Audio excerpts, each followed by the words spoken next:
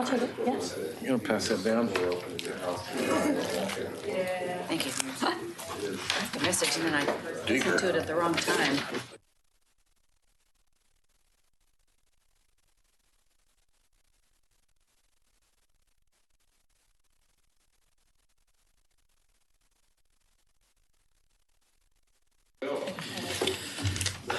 Welcome to the February 7th Urban Renewal Commission meeting. And we just got out of an executive session here, so we're ready to start. Call to order and the roll call, please. Commissioner Van Haverbeek? Here. Commissioner Holliday? Here. Commissioner Mitchell? Here. Commissioner Ide? Here. Commissioner Mengelberg? Here. Commissioner O'Donnell? Here. Chair Shaw? Here. Gosh, we're all here tonight. Nice. Okay, adoption of the agenda. Everybody good? Yep. Good. All right. General business. Citizen comments. Whoops, excuse me. You're on to- See, that's why you're here. My right arm here. Citizen comments. None. Okay. Now we'll move on to general business 4A, election of chair and vice chair for 2018. Oh. Katie Riggs, I think, do you something? Okay. Yes, thank you. It's that time of year. It's your first meeting of 2018. So we open up the nominations for chair and vice chair. The mayor is not able to hold one of those positions, and it says in the bylaws that one should be, or allowed, excuse me. It says in the bylaws that one should be held by one of the citizen at large and then one of the commission members. And it doesn't matter which position. So I'll let the chair open up the nominations. Okay, open up nominations for vice chair first, you think? It's up to you. Okay, let's do vice chair first. Anybody? Any nominations? I nominate Nancy Ide as vice chair. Second. Motions, movements. Can we do the chair first? I decline. Okay. Can I Okay. decline? Okay, Because the vice chair and the chair cannot both be commissioners. Is that correct? That's correct. That is correct. Okay. all right. So we still have an opening for vice chair. So let me just ask you straight up, are you angling to be chair? No, I'm not. I'm planning to nominate someone. Okay, You can do both. Wait, why don't you open it up chair first then? all right. We're opening nominations for the chair of the Urban Renewal Commission here tonight. I would like to nominate Renata Mengelberg. Okay, is there a second? Second. All right. Any other nominations? Nominations are closed for the chair. All in favor? Aye. Aye. Aye. Okay, Any opposed? Okay, passes. all right. We now have nominations open for vice chair. I nominate Mike Mitchell. I'd second that. Any other nominations? Nominations are closed. All in Katie? favor? Aye. Aye? And any opposed? No. Okay, and it passes. Okay. We now switch positions, is that correct here? Yes, you can wait till the end of the meeting if you prefer. That makes Well, it a little bit smoother. Okay. Have your final. This is my final meeting. Okay. But we got a great project possibly here, so. Did I say possibly? No. All right, good. Well, congratulations to both of you here. So let's move on to 4B, 10th and Main Street Development Presentation by Willamette Stone. Eric Underwood, please. Thank you, Chair Shaw, outgoing Chair Shaw. So back in October, I believe it was October, we had a design charrette with Willamette Stone, the prospective developers for 10th and Main Street.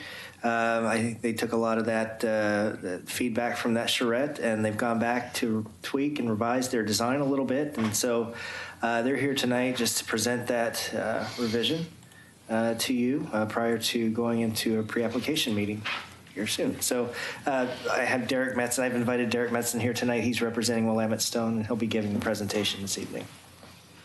Hello. Thank you for having me here today. No PowerPoint? No PowerPoint. Oh my gosh. No, the good old-fashioned boards. There you go. It's tough for everyone in the audience to see. I apologize. It's a packed crowd tonight. But yeah, we had a community meeting that the Urban Renewal Commission was invited to, everyone in the public. Mr. Shaw was generous enough to join us, and then a lot of people from the community. And we took lots of notes, heard from community members and folks in what they saw happening there. They saw a lively street corner. They saw quality materials that were expressed, and a nod to Oregon City, what it has been and what it will be. They saw a building that could be or should be a place of permanence, and said it's going to be here for a good long time, not something that's going to be here for 20 years and be taken down. So everyone acknowledged in the room that it's a special corner as everyone goes up Singer Hill and goes into a more residential and pedestrian friendly area. Everything moves a little slower up there. At this intersection, there's a verge of a lot of pedestrian traffic as well as vehicular traffic, and it is a place that signifies kind of what Oregon City is to a lot of people as they enter the town. So from this board right here, you can see Main Street. You have 10th Street as you go up the hill and the railroad tracks.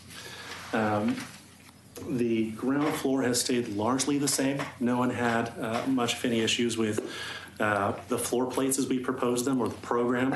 It is a mixed-use building, ground floor parking and retail / commercial, with 3 floors of residential above.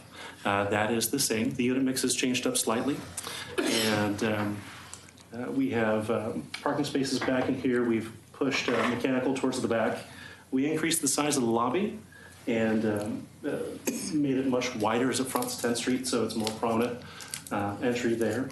And we have a leasing office and then lease space for a prospective tenant that could be subdivided down the center. So you could have 2 tenants potentially, or 1 to take up the entire space. There is the question of how does this interact long term? Well, we're looking at sloping this parking lot, so as you come into it, potentially this lot over here is redeveloped. It could connect through to additional parking on this side. For the time being, there's no way to connect a drive aisle through because where this building ends, but we're leaving that option open for the future if adjacent development so chooses or is willing to participate. As we go up to the next floor, we've got a section through the building. So we've got a rooftop deck, 3 floors of residential, retail, and parking. And the slope of the site goes from high and back to low in front towards Main Street. So we have adjusted the unit mix to include a few more studios. We added in a 2-bedroom and swapped out some of the 1-bedroom plus dens to true 1-bedrooms. So we're pulling the facade back off the property line. So we'll have a firewall at these locations that are opaque or no windows. But as the building cuts back, this will be largely glazing to allow light to come down and in. And then these facades on these frontages, we're not required to have firewalls on those, so they'll be largely glazed. Anyone? Has that always been 3 stories residential, Eric, or it's always been, okay, I couldn't remember, it's 2 or 3. And there's still, what, 31 units, or? We are looking at between 33 and 36 units. Oh. So in our last presentation, there was 11 units per floor. This one, we're looking at 12. And what is the range of unit sizes? They range between 400 and 950 square feet, roughly. Thank you. So it's a good range. So it appeals to a large portion of whoever would want to move there. So Who wants to see the front? Here it goes. Okay, so we heard some citizen comment that they wanted a more pedestrian-friendly facade. They wanted to have some canopies, more glazing along the front, and so we opened up the facade with considerably more glazing. We dropped the awning down. There was a thought that it was potentially too residential in its 10th Street facade. And so we came back with something that was a little bit more commercial, a little bit more permanent. We went from lap siding to largely brick and stucco. We are going with a lighter brick down below, a light gray. We looked at a white brick, but they don't manufacture white brick in the Northwest anymore. So it'll likely be a light gray with a light gray grout to go along with that. So it'll have a uniform finish, but a nice texture to it. Up above, we're looking at proposing clinker brick, which is a historic-looking brick that is over-fired. It has tones of purple and deep red and some reflective elements in it.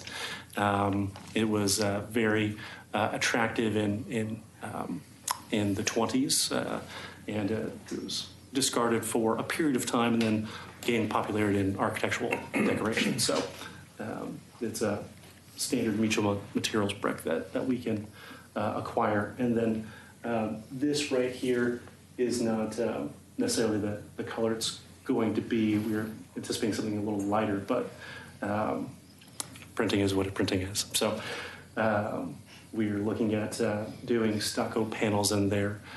We've talked about metal. These portions in here potentially being metal panels. Again, very nice material, bringing up the permanence of that. But we want to have a conversation with you of is metal fitting, for instance? Is stucco is very common in Oregon City, but is that the texture that you'd like to see in that facade? So as we come around this facade, we have an entry into the residential apartments. Put a lot of glazing there. And then back here we have tuck under parking. So we have opened it up along the east side of the building. So there are large planters, but it doesn't go all the way up to enclose that space. So you still get natural light coming through.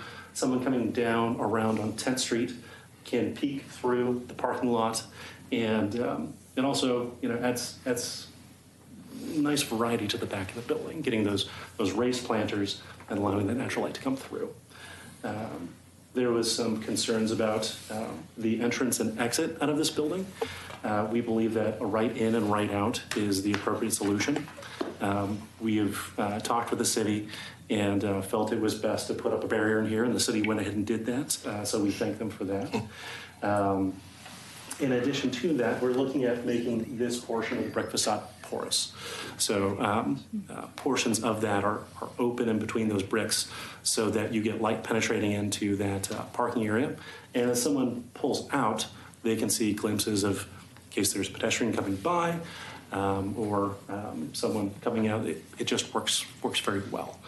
So as we go and look at the top of the building. Question. Yeah. Are the windows in the residential portion, do they open? They are, yeah. They are operable. So we're looking at placing operable windows down along the base so you can get natural ventilation in there.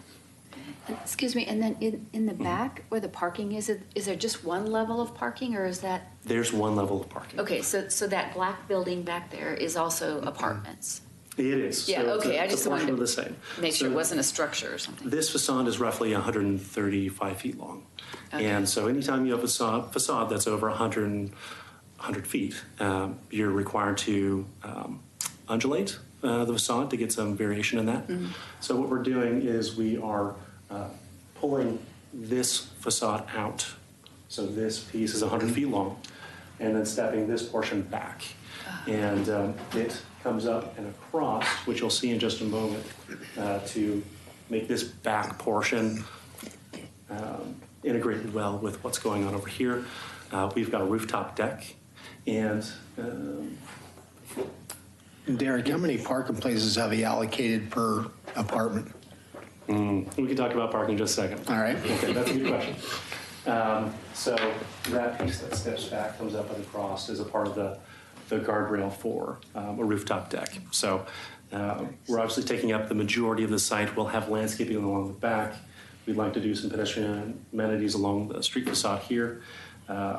We cannot realistically or logistically meet the Oregon City parking lot standards for landscaping.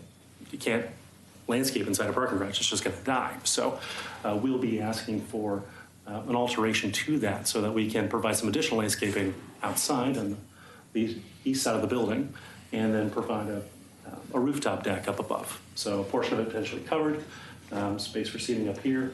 And I'm sure you can all imagine how nice that view would be, 45, 50 feet up in the air, looking out towards the river, across the river to West Lynn.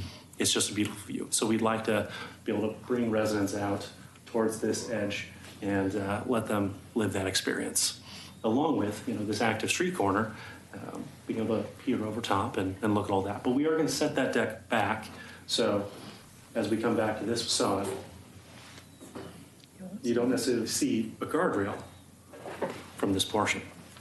So from our perspective, it's the best of both worlds. Regarding parking, so this building we've run a parking analysis. We have a threshold between the retail requirement and the residential requirement. In the downtown zone, we're allowed to reduce that by half.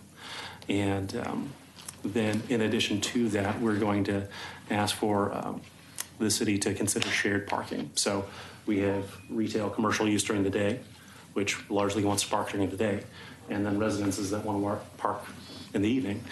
And so given those two uses that have high demand during different times of day, we can meet the minimum parking requirement. And we just hit that minimum parking requirement, but we're offering 15 spaces on site. How many, sir? 15. Okay, 15 and how many units? 36. Okay.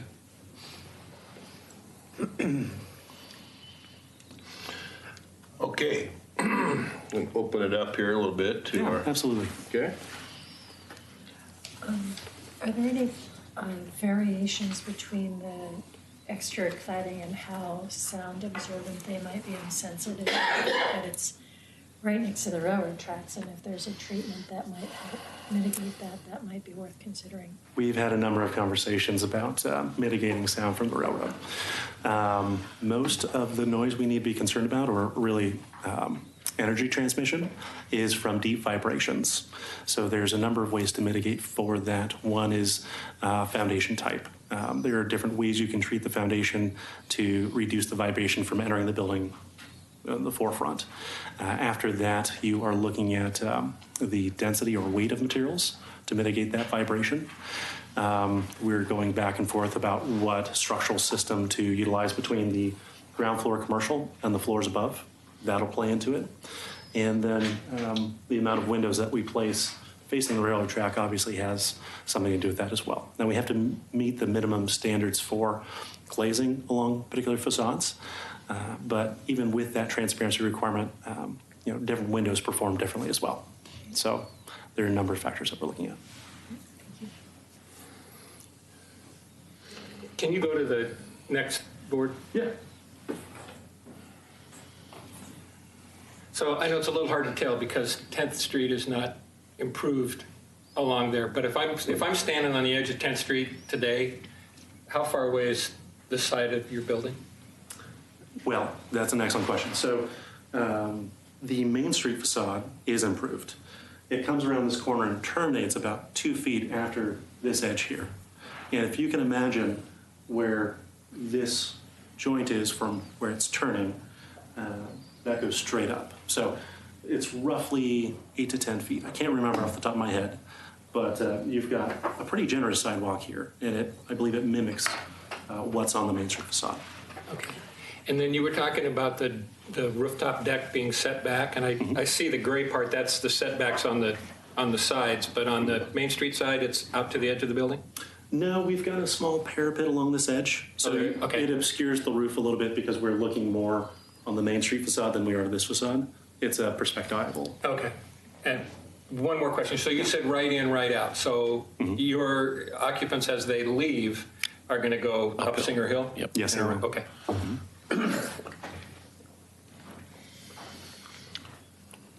Okay. What do you think about the appearance of the building? And I know you guys weren't there for the unveiling of the first proposal. Did everybody get to see that one? Okay. your thoughts? I'm good. Yeah. All right. All right. It was immediately attractive to me. Yeah. Get started. Thank you. We have our pre-app meeting on the 28th, and we plan on submitting for site development review immediately thereafter. So we're really excited to move this project forward. Thank you all for participating. Personal opinion, I mean, I love it, but personal opinion, I'm not excited about metal on the outside. Okay. That's just Yeah, me. that's Little too you can contemporary. avoid the metal a little bit, and Okay. I must say this is a giant leap from where it was, Derek. So thank you for that. I still like to see a little something on the corner there that says, you know, it's not so abrupt there. This is a corner, you know, as we've kind of talked in the past, but as you can tell, like. This is the trend. I know, but you know, because he knows I actually drew some of this stuff up before, and actually had kind of a clock tower right on the corner there. That Sounds like an occupational hazard to well, me. that's come to find out. But anyway, you know, the majority are saying it's. I don't know. Do we have to vote on this at all, or just say give it the okay? No, it's just providing feedback and Looks direction. like we got some consensus here to continue on, Derek. Okay. I think it's really an attractive, very clean, modern look, but it's still appropriate to the surrounding development.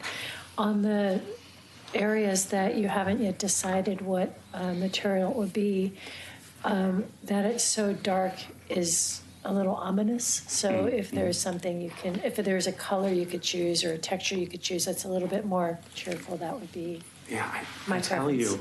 you, on the screen, I swear, it was this beautiful, warm gray, and I picked it up. I won't tell you what printer; they're fantastic, but I should have done a test plot first, and it came out more black than it did a warm gray.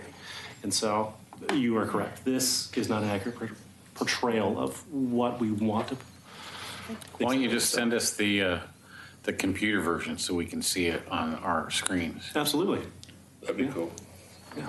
Thank you very much. All right, thank you, Derek. Chair, Yes, Commissioner Holiday. I seem to see that we missed a space in our agenda, the URC bylaws. Was there something we're supposed to do there? No, that just was attached to the election piece. Oh, okay. It was an All right, attachment. all right. Okay, Move to we approve the have minutes. minutes, okay. Second. Second, move to approve the minutes, all in favor? Aye. Okay. Future agenda items? Anybody? Hearing none. City manager's report? I have nothing for Having tonight. none. Adjournment.